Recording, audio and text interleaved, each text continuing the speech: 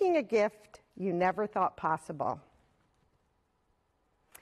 It was May 2011. It was the weekend. It was exactly 1 month after my oldest daughter's bat mitzvah.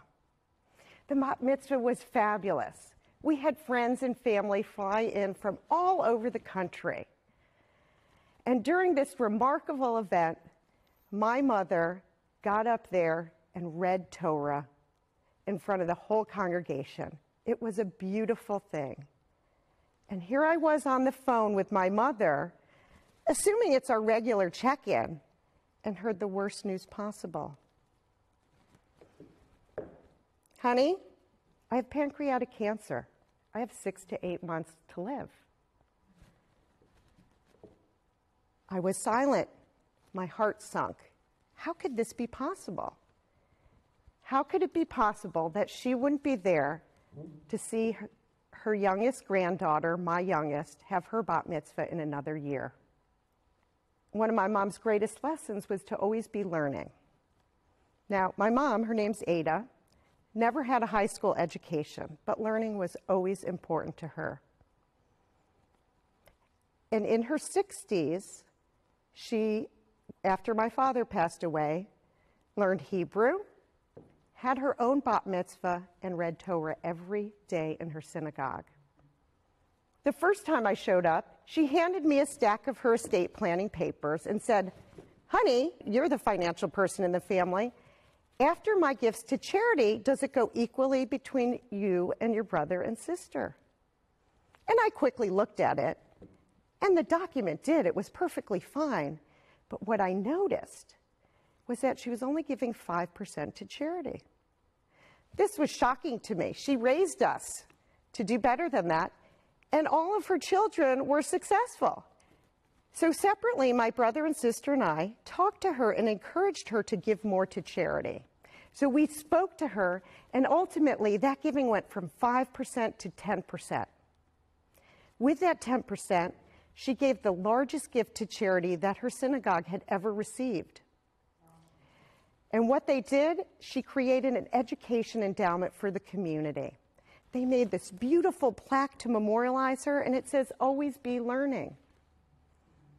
It was the most extraordinary thing because she never thought it would be possible in her lifetime. Then, another discussion we had is she turned to me and she said, "Honey, what are you going to do with your inheritance?" Now, it wasn't huge by any stretch of the imagination, but for me, it was really clear what I was going to do. I looked at her and I said, "I'm going to take the family to Israel. I'm going to create my own charitable fund, and the remainder was going to go to the girls' education." Now, many of our friends were like, "You're going to create a charitable fund? That could be a year's college education for your 2 daughters." But to us, it was more important to ensure that we kept and honored our word to my mom, and we also knew our kids were going to go to school no matter what. Well, we created that fund, and it was the most remarkable thing we ever did. Here's what we learned from our children. In the first meeting we had with our donor relationship officer about our fund, they were asking us if we wanted to invest in the main pool or a socially responsible investment pool. My youngest, who was 14 at the time, said, "The socially responsible pool, of course." My husband and I looked at each other, shrugged our shoulders, and said, "Okay." Then we got to the fun part. Let's make our first grant. Let's give some money away. And we're filling out the paperwork, and my oldest daughter looks at us, and we're like, "Okay, we'll give to Lincoln High School." And she's like, "Mom, Dad, Lincoln is a wealthy school. We should be giving to a school that isn't as wealthy." So with that, we had our donor relationship officer figure out what are the needier schools in our area through free and reduced lunch, and we made a gift to both. Your children teach you. If you listen, your children will teach you.